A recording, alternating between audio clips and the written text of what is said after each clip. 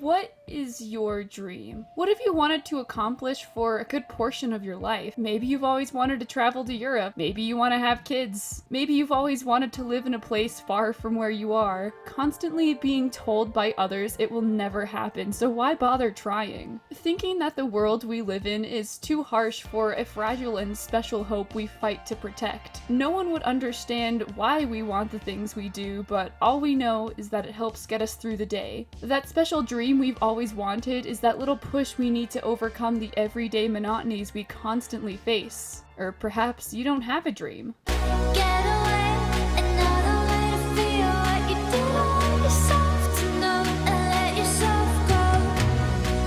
You know you do lose your self-control.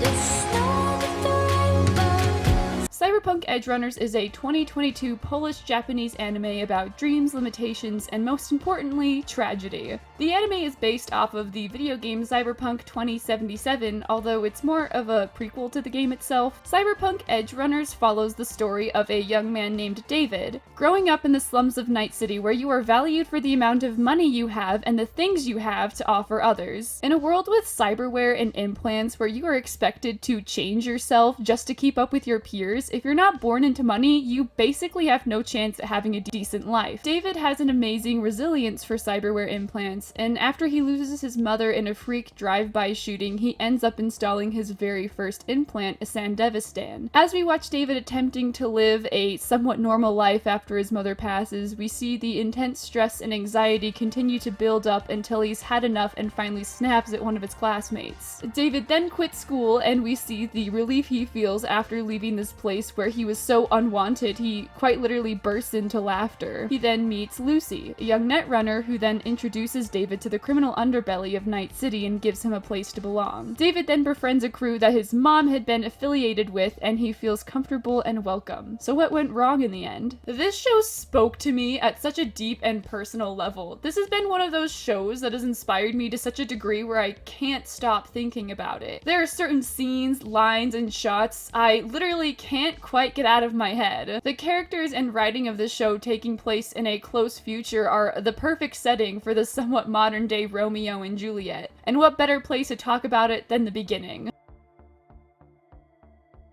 We open on a shot from above Night City, and quickly we fall down into the depths of the city itself. No one is free from the clutches of the city, no matter how hard you try. This is true for every character we see in the show. The city looms over you, almost confining you to stay inside its walls. Even when we see our protagonists out in the desert, the city looms behind them in a lot of the shots. While you would seemingly be away from the confolds of the city towers, you can see advertisements reaching upwards into the night sky going on for who knows how long. Night City is a hellscape, and you are trapped inside and left to the mercy of others just to survive. This is a place where crime and corruption run rampant to the point of it being a near daily occurrence. Where cyberware has become the norm just to survive and keep up with your peers, if you're not born into money, you end up working as a cog in someone else's game. As we continue to watch, we are constantly told that you can't trust a soul in Night City, and because of this, the picture we are painted for the people who live there is grim at best. This is a place that values money above all. No matter what sacrifice you make as a human being, it will never be enough. No matter what you have to offer, it will never be enough. There seemingly is no room for interpersonal relationships among your fellow man. This is a place that wants money above anything else. Night City revolves purely around money. If you don't have money for even the most mundane and basic things throughout your day-to-day life, you're basically fucked. Dreams are doomed to a death in a cold and destructive place like this. After we travel to the bottom of Night City, we see a man who has gone full cyber psycho, a real and harsh effect of installing too many cyber implants, and as a result you are destined to go insane, destroying anything and everything in sight, essentially outside of your own will. We watch a bloody battle ensue surrounding this man and armed forces, and as the man dies, we quickly cut to our main protagonist, David. You see, the prior scene we had just watched was real, but was quickly turned into a snuff film that David watches as well as selling at his school. This is one of my favorite character introductions I've seen in a long while for a few reasons. David isn't a person to look up to. He doesn't have a moral high ground above the people around him. He is, after all, just human. His overall story is one that seems to be doomed from the very beginning, where at any point he could turn back and live a completely different life, but that's not a very good story in the end. David isn't someone you should try to become, but David is someone you should learn from. Even the bright yellow jacket he wears for the near entirety of the show is a giant warning flag to anyone who sees him. From an outside view, there is nothing special about this introduction to our main protagonist, but once the story is over and you go back for a second watch, you start to notice the more and more mundane details you otherwise would have glossed over. David lives in the slums of Night City, being raised by his mom Gloria, who works herself to the bone just to be able to provide a better life for her son. She dreams of David getting to work for the Arasaka Corporation and being able to make a name for himself. In a world truly stacked against them, as well as other Night City citizens, life is truly hard if you're not born into money. The pair constantly struggle to pay bills for things as simple as having to run the washing machine. But Gloria is a determined mother willing to do anything to be able to give her son the life she thinks he deserves and wants. Gloria is so wrapped up in being able to give David a life he doesn't seem to want, she doesn't realize or ignores the clear stress that comes from putting that amount of pressure onto a teenager. But her love for David is palpable, and even though he doesn't want the life she's working so desperately for, he goes along with her wishes anyways, later stating that it wasn't so bad doing what other people wanted of him, and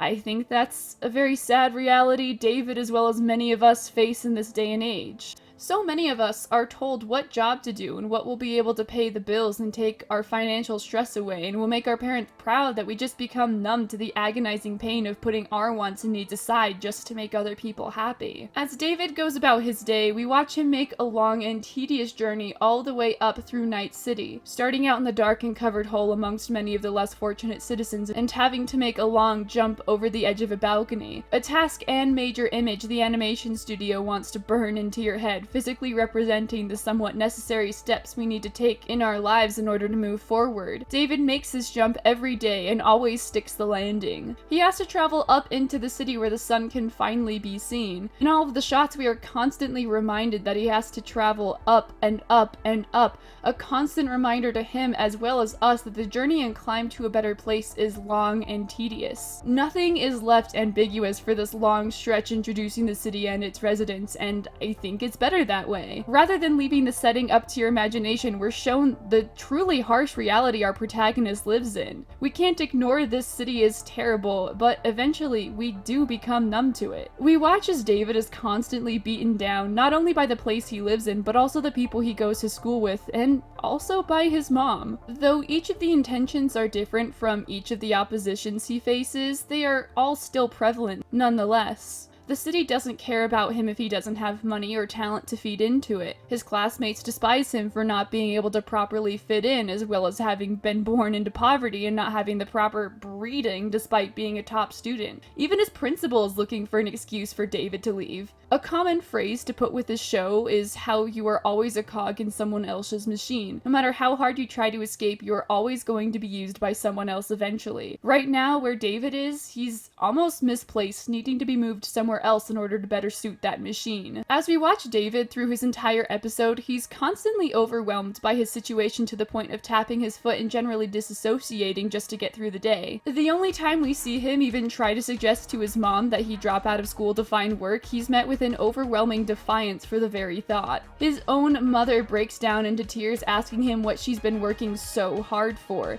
catching David off guard when she says that he's breaking her heart. As well-intentioned as Gloria is, it's very clear her dream was to have been an Arasaka employee rather than a nurse for a company called the Trauma Team. She lights up when she talks about David someday making it to the top floor of Arasaka, assuring him he can do it because he's her son. After being met with such a resounding force about trying to do something for himself rather than for others, it only makes sense that David would just quit trying at this point. As Gloria is talking to David, she and David are injured in a car accident / shootout, a freakish but daily occurrence in Night City. Later in the show, we see a few corporate representatives saying she died in a traffic accident rather than a drive-by shooting, showing us that if you're wealthy, there is no Warren Bossing say. Even though Gloria has poured nearly every waking hour into the Trauma Team company she's been working for, she as well as David are ignored because they aren't paying customers. This cruel and callous display just further reinforces the idea that people like David don't belong in Night City. Even when the pair get to a medical facility, David can't even afford to see his own mother. Just as David's assured his mom will eventually be alright, he gets a call regarding her, getting informed that her vitals just started to plummet, and there was only so much they could do on the discount package. The walk back home from the crematorium is a sad and lonely walk. What was once a booming and busy city is now void of everyone except David. His once fast-paced and generally carefree walk away from his home is now a slow and downtrodden path back to it. The cold isolation that comes from losing a loved one and being left alone to handle things is devastating. With the news of her death and piling bills, as well as the residual and overwhelming outlash from his classmates, David finally snaps. The way the entire scene plays out is fantastic. As David is slouched over from carrying his mother's urn, we hear different audio calls and voicemails from the people he either owes money to or is seemingly wronged in the past, complete with swelling music and David's panic and anxiety over the situation. Combined, the different audio streams pile into an overstimulating stream you can't quite seem to escape from. And all at once, everything goes silent as David has decided what to do.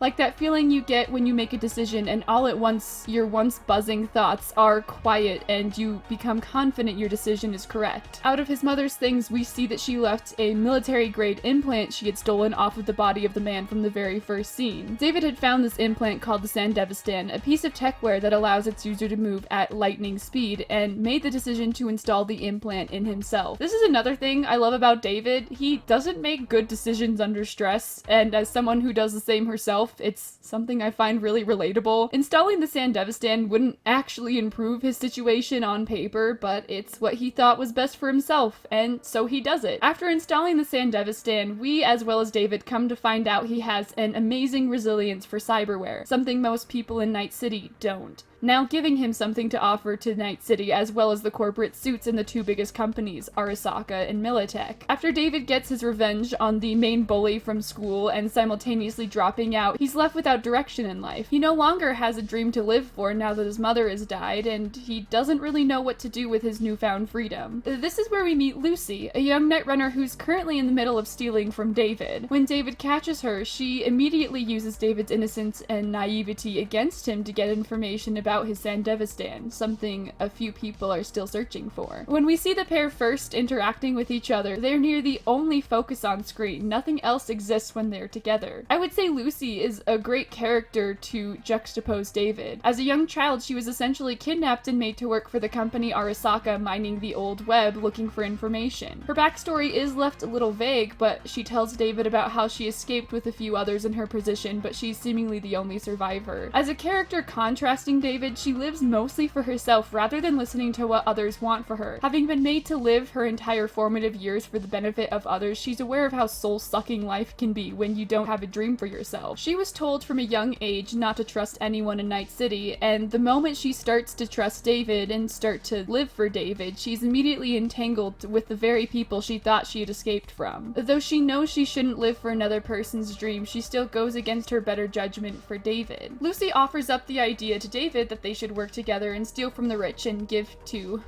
their wallets. David agrees to this idea, needing money for rent. The pair set off pickpocketing corporate suits on the train together with no hiccups. That is until David starts to feel the effects after using his Sandevistan too much. I mentioned it briefly earlier, but these cyberware implants are a near necessity in Night City. Without these installs, you're considered weaker, poorer, and not valuable in the eyes of your employers. But the absolute awful part about this is if you go too far with these implants, your brain and body will eventually start to fry and shut down on you. This then could lead you to go cyber psycho and wreak havoc on those around you. There are preventative measures against this, but many people tend to ignore the common limitations the world tells them about, as well as their own body. While watching the story play out, of course, it's easy to say when it's time to stop or take a step back, but when we end up in the very situation where our bodies are screaming for us to take a step back, it's easy for us to say we're perfectly fine. We've been fine through worse, we'll be okay if we can make it through through the day. It's so easy to forget about the limitations and warning signs, even when they seem to be so blatant. But how else would you be able to keep up with your peers and coworkers in such a cutthroat environment? If the people around you are okay, why can't you be? That train of thought always leads one to the inevitability of cyberpsychosis. David passes out from overuse of the Sandevistan, and as we watch the EMT talking to David and his complete lack of knowledge for proper care after such an invasive surgery makes Lucy laugh, again displaying his naivety for her. After finding out David has the missing military implant, the EMT tries to then kidnap David, leading Lucy to take matters into her own hands, rescuing David, creating the most manic pixie girl moment in anime history. As the two are rushing down the highway avoiding cars, David is falling hopelessly in love with Lucy. All at once, nothing else matters but being here in this moment with her. All at once, the fact that David loves Lucy is all but cemented into his thoughts, showing us that his love is almost accidental and out of the blue. No matter who you are or where you are, it will always hit you like a bullet train. After being rescued by Lucy and taken to a doctor, they go back to Lucy's place. All the while, David is trying his best to play it cool, but his inexperience is almost delightful to Lucy. She watches him and prods him for answers to her questions, being somewhat childish until David makes a comment about her moon poster. Lucy then asks if he has a problem, and sensing her irritation, he tries to explain himself, telling her it's just another corporate wasteland full of people who wouldn't actually care about its future potential for progress, but rather its potential for profit. Lucy rejects his blunt statement, having a dream to go to the moon herself one day, a type of escapism in her opinion. We watch the pair that were a second ago so close together, now all the way across the room at such a huge distance from each other. As Lucy starts to prod at David, she finds out David's real feelings about having to go to an Arasaka prep school. Obviously to us, we know he didn't like it, but he says it wasn't so bad living for his mom's dream, while Lucy is against the thought, pointing out that they're two completely different people. Why should he have to live for her dream? Now we find out that Lucy is almost desperate to get out of the city. Her dream is to go to the moon, a destination in their world almost void of buildings and misery, like the place the pair had come to know as their home, Night City. A place where Night City is a speck in comparison to the moon, where all their problems become small in comparison. Going even further to open up to David, she offers to show him her dream. In something akin to VR, the pair visit a simulation of the moon. Excitedly reciprocating her love and longing for the place she holds dear, she begins to lead him around. In the simulation, everything is bright and hopeful. Anything seems possible here. Lucy, having clearly gone to the moon in her headset, walks around confidently, having explored everything there is, but now gets to enjoy it with someone else. Someone who thinks her dreams and aspirations are actually pretty great after all. After wandering around the surface of the moon together, where David is beginning to hope that there could possibly be something between the pair, they sit together, staring up at the Earth. Lucy tells David that she's never shared the simulation with anyone before, and David smiles, excited for what's next to come. Except it was all a lie. You fell over the edge, punk. Certain parts were true, but ultimately Lucy was just waiting for her friends to get to her place to jump David. David is pulled out of the simulation and told by a group that had gotten the drop on him that they're looking for the very implant that he has. And when he turns to Lucy, she is nonchalantly smoking a cigarette, not even looking him in the eye. It was all a lie. The very same trick of using David's naivety had been used a second time by Lucy. This is where we're finally introduced to Maine, the leader of an Edgerunner gang looking to get his hands on the Sandevistan by any means necessary. Having paid Gloria up front for it, it is technically his. That is until he finds out that Gloria had passed away, and that was the reason he never ended up getting his hands on the implant. David manages to talk himself out of them just pulling the Sandevistan out of his back and letting Maine give him a chance to prove himself, and rather work with the gang. Maine is another interesting character we get to meet throughout the show. Though his large demeanor and brutish nature would lead you to feel like he's uncaring for the world around him, he's actually the exact opposite, showing us from day one that even though he comes across at first glance to be a giant manhole, he's not like that in the slightest, giving David a chance to prove himself and work off his debt from the implant, when from Maine's eyes, David had stolen it after he had paid for it in full. Maine already is having doubts about taking the Sandevistan back after finding out that one of his own had passed and that David was her son. But after David makes a case for himself, Maine is basically sold, telling David that he has one chance, To which we hear Dorio, a member of his crew, say, Oh, great. Here we go again. Something so simple about this line really puts Maine's character on full display. How many times has he stuck his neck out for an inexperienced person because he's felt charitable? How many times has he taken someone under his wing to the point where it's a boring and even annoying task that they've done before? It speaks volumes about the type of person he is. It's said with such a fleeting annoyance, like it's a mundane part of their lives. This type of thing happens all the time. Maine is a caring person, whether he likes it or not. His hands are seemingly tied and there's no other way but for him to give David a chance. Maine puts everyone's needs before his own. At every turn we see him constantly taking care of his crew, even stating that everyone gets a fair share, a motto David would later sport. Maine, although he shows it differently, cares about the people around him to an immense degree. Maine values his friendships and relationships more than anything, and it shows. After David does manage to pull off a successful heist, he is welcomed into the group with somewhat welcome arms. Afterwards, they, as well as other Edgerunners, meet up for an end-of-the-day block party. There's a huge sense of community here amongst the Edgerunners, and it's such a welcome sight for the harsh nature of Night City where nothing else is as welcoming as it is here. I'm sure at this point you're wondering why I haven't mentioned Rebecca yet. The best character of the show, depending on who you ask about it. Rebecca is an interesting character to me. Suffice it to say, I'm a little obsessed. Everything from her very first appearance, color palette, and lines all melds into a perfectly sculpted character we all know and love. Becca is introduced to us as a last-ditch effort in distracting a beast of an Arasaka bodyguard. Though he's huge in stature on screen, the way the camera is angled makes Becca bigger. Even though in the very next shot we see them in, she's literally half his size. The power of introducing a character like this speaks volumes about her before she's even said a single word. She is a force to be reckoned with, and we are told immediately. Though from an outside view she seems to be a small person with just a loud personality, but she is so much more than that. The reason so many people gravitate towards her, in my opinion, is the fact that she doesn't keep her feelings and thoughts and emotions pent up like everyone else in the show or a lot of us watching are. This, I think, makes her truly free in a world that isn't. Having to live fast and die young, she doesn't keep her thoughts hidden. She rather chooses to let them out in lieu of stewing on them. What's the point of worrying today if you might die tomorrow? She has to let her emotions out wild and fast when she lives in a world where she stares down her own death on a near daily basis. Even her color palette of teal and pink is perfect for her character. The colors are loud and bombastic, just like she is. Even when she finally gets to talk to David at the block party, she speaks to him in a way that makes him, as well as us,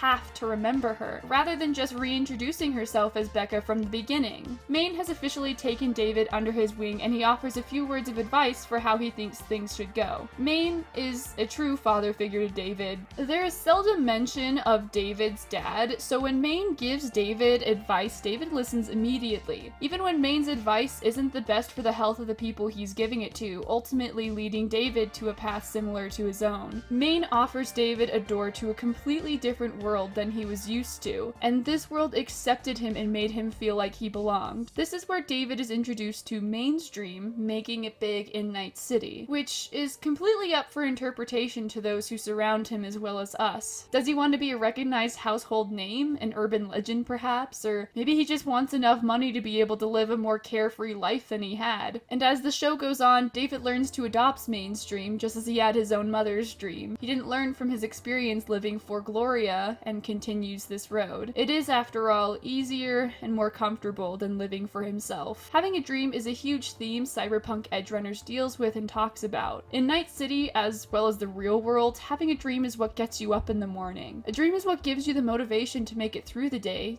by day, as the tediousness of life starts to beat down on you. As we watch David wander aimlessly between jumping from Gloria to Maine's dream, it's clear he has no direction in life. Nothing that makes him yearn for him to keep going. While we watch Lucy directly tell him he shouldn't work for another's dream, he doesn't mind and has grown numb to having specific wants and needs for himself. Later we learn that though it might never happen, Lucy dreams of going to the moon, to escape Night City, hoping to go somewhere better. She knows the trap of working for a false dream, working for the wishes of someone else. It's not a good road to go down. Though David has motivations as we watch him, he doesn't have his own wants. He just clings to the parental figures around him and their ideals, jumping full force without a second thought into their worlds, showing us that when you don't live for yourself, you end up dying one way or another, whether it be mental or physical. I think a lot of us are more like David than we care to let on. What's the point of having a dream when, if you do, someone might get unhappy because of it? What's the point of having a dream when the world around you seems so relentless and uncaring? Why bother having a dream when it seems so unattainable? We've lived all our lives for other people, so why bother trying to fight it and go against what's expected of you? Having a dream is scary when you might not be able to achieve it, so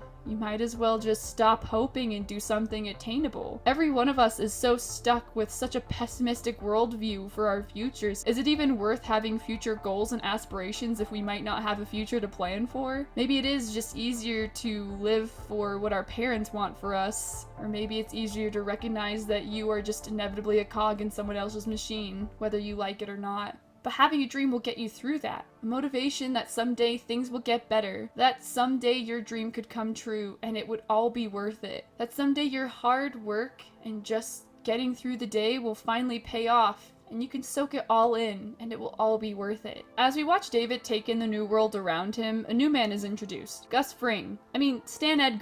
Faraday comes onto the scene, pulling up center stage with hushed tones and booming horns to let us know Faraday isn't a good person. This is one of my favorite scenes in this episode, where Maine had once taken up most of the screen compared to those he shared it with. He is now competing for that same screen space with Faraday, even though Faraday isn't particularly large in stature. In comparison to David, who's constantly shoved in a corner just to show off how enormous Maine is, now we see him struggling for the same amount of space between Faraday. With Faraday constantly appearing above Maine in their shot exchange, it's clear to us that there is always a bigger fish out there. Another common theme in Night City. That no matter who you are, where you are, what your title is, there is always someone above you. Something as simple as character placement on screen is the difference between audience comprehension and audience disillusionment, and this show is phenomenal at displaying these things so easy for us to understand. Even if what we see is subliminal, like the color palette each character sport, or even where they are on screen, everything has a purpose. As time goes by, David gets more and more comfortable with the crew, and we watch as all of their personalities shine to let us know exactly who everyone is and what they are all about. We see David come more and more out of his shell and join the group in their gigs as well as parties, all the while Lucy watches him quietly. In this brief montage, we watch David freeze up when he's in danger, but the moment one of his crew is, he immediately leaps into action to save them. During a walk home, one of the gang is killed after taunting a cyber psycho, and David freezes in the chaos until he realizes Lucy's in danger. He runs right into the face of that threat and shoots him. Thinking he's dead, David goes to check on Lucy, who smiles at such a risk being taken for her. But just as all seems well, the cyber psycho reappears about to shoot David until Maine disarms him, finally killing him once and for all. Because of this incident, David and Lucy finally clear the air about what they're feeling and about the night they first met. Lucy tells him that she wasn't lying about wanting to go to the moon and that she had wanted to talk to David for a while, but she wasn't sure how to. David tries to persuade Lucy that he wasn't mad, telling her that he wouldn't have jumped that raging psycho if he was. Lucy vehemently argues with David on that point, telling him that he's the one who always sticks his neck out for people, even if it means he'd end up hurt, which we had just spent a good time watching him do. Lucy is right to be worried. She doesn't want to let down her walls and trust David letting him in, because typically Edgerunners don't make a name for themselves by how they live, rather by how they die. As Lucy is struggling to keep her walls up for her and David's sake, he makes a promise to her that he'll take her to the moon, both of them together. And all at once the walls are down, and they let each other in, trusting each other even though they were warned by countless others never trust a soul in Night City. I can't begin to describe the way I feel watching this scene play out. It's truly magnificent. That though Lucy claims the pair are worlds apart, there's a literal bridge in the background between the two. That the music swells when they kiss each other, making their love a booming force to one another as well as us. That the green and red lighting on one another are complementary colors. We leave the pair with David making a promise to her that he won't die, even though that statement can't be true in the end, because after all, we are only human. As we leave the pair in their embrace, they're back on the surface of the moon where they had once had their first date, and everything seems so hopeful. The walls of Night City no longer surround them like they had just a moment ago. They're free. The only thing is each other, and the music ringing in our ears, "Thank God you're finally home," and David's assurance to Lucy that he won't die and leave her behind. I won't.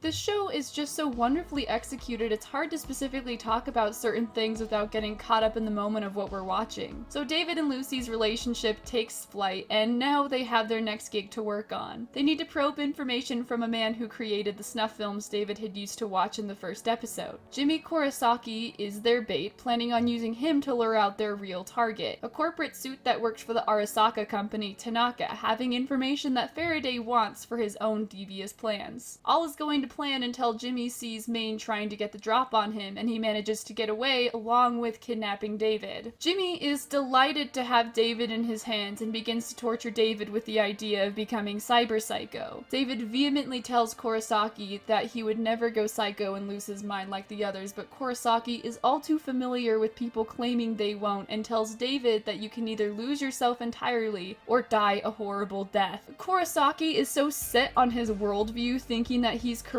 that even when he's injured in a shootout and bleeding out, he shoots a look towards David and smiles at him, knowing his own worldview had been correct. A place like Night City has no room for hope or free thinkers like David. This opinion is king no matter what, and he dies believing it. As the camera pans out on Kurosaki, we see him alone in his room, boxed in by his door frame, a stark representation that he's alone, dead, and his worldviews are anything but outside of the box. With their target Tanaka secured, they have to do a deep dive for information from him. But Maine is finally starting to wear out. He's been experiencing the beginning symptoms of cyberpsychosis, and though there are preventative measures such as listening to your body, as well as downgrading your cyberware, Maine refuses, saying he's come too far to start downgrading now, as well as lamenting that no one can set his limits but him. Meanwhile, Lucy is asked to do a deep dive for information, but she doesn't want to put herself in danger, seeing as how she could still be a target for the Arasaka Corporation. We as the audience are unaware of this information upon first watch through, but looking back, all of her tics and mannerisms that seemed out of place now make perfect sense. The pure fear Lucy feels for having to dive for the information for an Arasaka employee is palpable, and when David tells her she doesn't have to do the dive, she instead asks him to tell her she can do it, to tell her that he believes in her and her abilities. David, though not understanding why, does. After seeing Maine as well as Lucy have very clear limitations set for them outside of their control, it's hard to see them then choose to ignore those limitations, instead thinking they have something to prove to others or themselves. Limitations unfortunately go hand in hand with having dreams. Maybe your body can't hold out in the high stress environment you're in order to achieve your dream, and you need to take a step back in order to save yourself. While you might have felt fine a moment ago, it's a hard thing to do in order to keep yourself alive. You want to be the one to set your own limitations, not your body. You want to be in charge, not seemingly some external force outside of your control. Though the warning flags might be there when you're in the thick of it, those flags seem easy to ignore. It's hard to accept that limitations go hand in hand with having dreams, though the moment you accomplish that dream, that limitation makes the end goal all the more sweet. Knowing you made it out alive and for the better, and knowing you could handle it. After all, what good is a dream if you didn't have to work for it? So Lucy starts the deep dive, and everything goes wrong. Lucy finds information about David having the Sandevistan and how the Arasaka Corporation wants to use David to try out their new cyberware project, a cyber skeleton. Lucy, now in a panic, knows the information the crew had been searching for this entire time was with David all along. Sufficiently freaked out, Lucy doesn't want David to end up being used the very same way she had been. Meanwhile, Tanaka is waking up and pleading with David that he could make this all go away, and that David has unique potential. His final words to David have him asking what David wants. David repeats the phrase, almost as if no one has ever asked him before.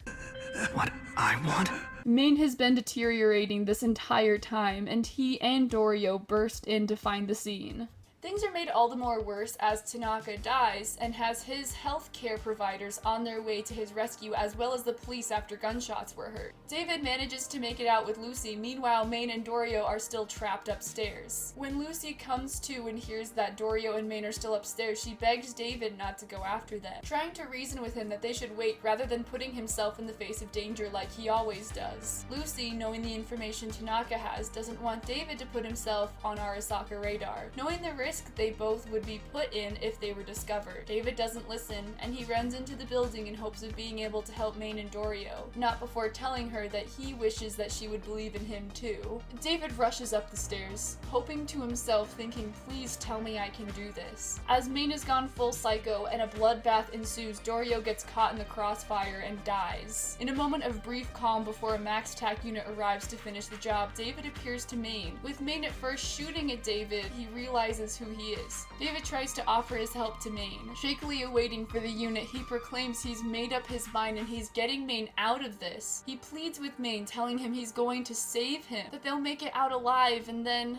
even David doesn't know what to do afterwards as his thoughts trail off. David wasn't able to save his mom, but maybe, just maybe, he'd be able to save Maine. As he shakily aims his gun, waiting a massive blood shootout about to ensue, Maine tells him he can't. Confused, David listens to Maine, telling him it was the end of the line for him, but not David. Rather than seeing David saving Maine, it's the other way around. David listens, though upset, and is able to make it out before the entire place blows up. Even while going cyber psycho, Maine puts David first, telling him he can't do it, a true testament to his character. A later line in the show even stating callously that his fatal flaw was getting too attached to the people he was familiar with. Brief flashes of scene with the young Maine and David appear for just a moment as Maine looks over the edge of a road at David as he runs off. All at once, it's over just as quickly as it had started, leaving David to fill the giant shoes Maine had left. As David and Lucy make their getaway, there's nothing but the sounds of the car mechanics and silence. We watch them as they drive along, with the two empty back seats that were supposed to be Maine and Dorio's. As the sun comes up, we watch as David takes in what he had just witnessed. Suffice it to say, David and Lucy are both emotionally scarred from the situation. Lucy, now fearing for her and David's safety from the Arasaka Corporation, has become resigned to hunting down anyone who tries to find out about their secret, while David tries to live out the dream Maine had left of making it big in Night City, though their relationship continues to spiral out of control because Lucy won't tell David what she's been doing, and this little miscommunication will tee off their entire downfall, though it doesn't bother me here as much as it would in other shows. If Lucy were to tell David what she's been doing, it would have truly ended the same way for the pair, in my opinion, with David ultimately running into the fire for Lucy's sake once again. They doomed each other from the start. The more they try to fight it, the more they spiral out of control. As David becomes more and more comfortable with following in Maine's footsteps, we watch as he and now significantly smaller team continue to take jobs for bigger names and companies, eventually landing a gig back with Faraday. While David continues to upgrade his body as well as leading the way for his crew, we see his and Lucy's relationship start to take a nosedive. Lucy, having taken a break from the crew to hunt down anyone who tries to recover the information about David from Tanaka, still refuses to make David aware of what she's been doing, while David also hides his beginning symptoms of cyberpsychosis from her, all coming to a head when Lucy begs him to downgrade, telling him that his body and mind have their limitations. He knew the risks when he first started. David denies her, telling her that his mom and Maine left him with too many things to do, with their own dreams for him to accomplish. Lucy continues to plead with him, knowing the sad outcome that working for another's dream could provide. With Lucy's only fear that David might die, she continues to argue with David, but it's something more akin to arguing with a wall at this point, as David has resigned himself to just stick it out till he's done whatever he believes he needs to do for Gloria and Maine's sake. And this leaves the pair in a new and broken territory, with Lucy needing to leave him to hunt down her next netrunner, and David watches as she goes. But David still has a job to do, and his next job with his crew for Faraday is stealing an Arasaka cyberskeleton, the very same one Tanaka had wanted David to don, and had failed to lure him into. This time is different, as Kiwi, a member of his crew, has begun to work with Faraday in order to trap David. Together the pair manage to capture Lucy and use her in order to trick David into finally entering the suit. Knowing he's already showing some pretty major signs of cyberpsychosis, this essentially is a death sentence for David. As we watch David battling his way out of a once thought inescapable war zone, he's actually holding it together as well as could be. His amazing affinity for Cyberware is still coming in clutch as he finally clears a path for his crew to safely leave by. David isn't finished though. He needs to go rescue Lucy. This is where we come to one of those scenes that is etched in my brains that I can't quite get out of my head. Well, except for this one. It's heart-wrenching and puts all of David's actions into full perspective for me. Lucy and David are trying to make an escape during the chaos, and while they're falling from the top floor of Arasaka headquarters, Lucy clings to David's. You installed it. Of course you did. Knew you would.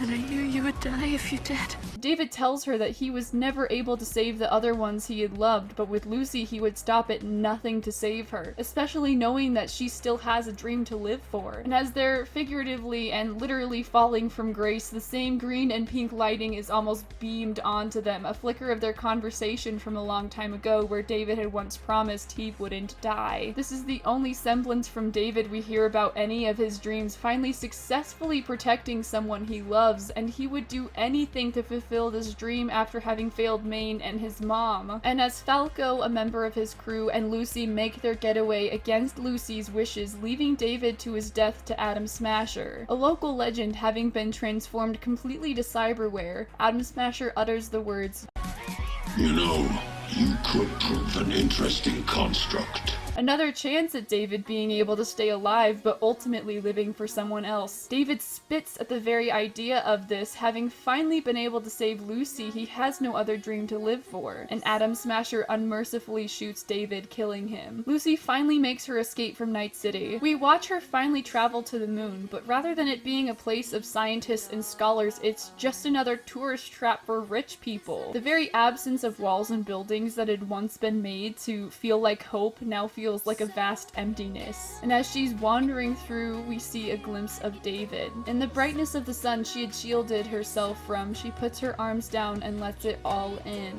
The sun being a common symbol of achieving one's dream, which they had both accomplished, though in very different ways. We're left to take it all in, just as Lucy had. Cyberpunk Edgerunners spoke to me on such a deep and personal level. David is truly a unique human being as far as his wants and needs go. In fact, all of the characters in the show are so masterfully written to be real people with hopes and dreams and wants and needs and doubts. This show was written with real people in mind who are in the position our main cast is in. With the power of art and visual storytelling that Studio Trigger had so masterfully displayed, I can't help but see the parallels between our world and David's. It's truly a special story with intent behind its purpose, and I can't help but fall in love with the cast and animation and score. The theme of dreams and their limitations is something I heavily relate to. Cyberpunk Edgerunners made me feel seen in media for the first time in a long time, as dumb as that sounds. And if you haven't already seen it, I highly recommend checking it out. And that was the end of my Cyberpunk Edgerunners video. Feel free to check out any of my other videos. Hopefully I'll have more content out for you sooner rather than later, because this was a beast to edit and do things with. But anyways, if you liked my video, let me know down in the comments below. Feel free to like, subscribe, all the things, and I'll see you in the next one.